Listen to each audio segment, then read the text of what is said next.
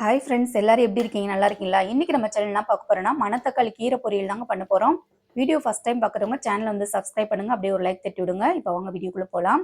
அடுப்பத்தை வச்சுக்கலாங்க. ஒரு கடாயில் 1 டேபிள் ஸ்பூன் வந்து எண்ணெய் விட்டுக்கலாம். எண்ணெய் நல்லா சூடேறின பின்னாடி கொஞ்சமாக வந்து சிறுபருப்பு சேர்த்துக்கோங்க. பருப்பு வந்து கருகு விடாமல் பார்த்துக்கோங்க. நல்லா கோல்டன் கலர் வரட்டும்.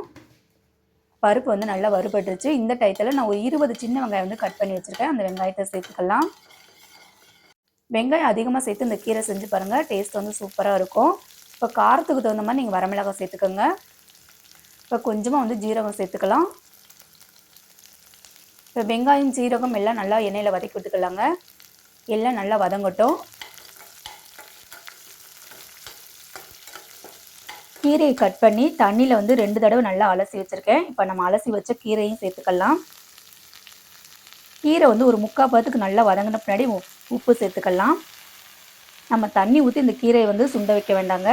ஆல்ரெடி வந்து கீரையிலே வந்து தண்ணி இருக்குது. அதனால் வந்து தண்ணி சேர்க்காமே நல்லா வதக்கி விடுங்க.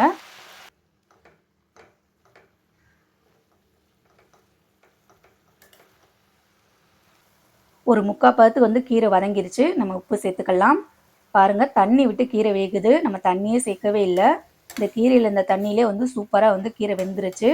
இந்த தண்ணியில் நல்லா வத்தட்டும். இப்போ நல்லா சுருள வதக்கி விட்டுக்கலாம். நான் 2 சில் வந்து தேங்காய் வந்து துருவி வச்சுருக்கேன். இப்போ நம்ம தேங்காயும் சேர்த்துக்கலாம். மணத்தக்காளி கீரையில் மருத்துவ குணங்கள் அவ்வளோ இருக்குங்க. வாய்ப்புண், வயிற்றுப்புண், அல்சர் ப்ராப்ளம் இருக்கவங்களாம் வந்து கண்டிப்பாக வந்து இந்த கீரையை வந்து வாரத்துக்கு 2 முறையாக சேர்த்துக்கிறது நல்லது. மாத்திரை மருந்துன்னு எடுக்காமல் இந்த மாதிரி கீரை வகையில் சேர்க்கறது ரொம்ப நல்லதுங்க.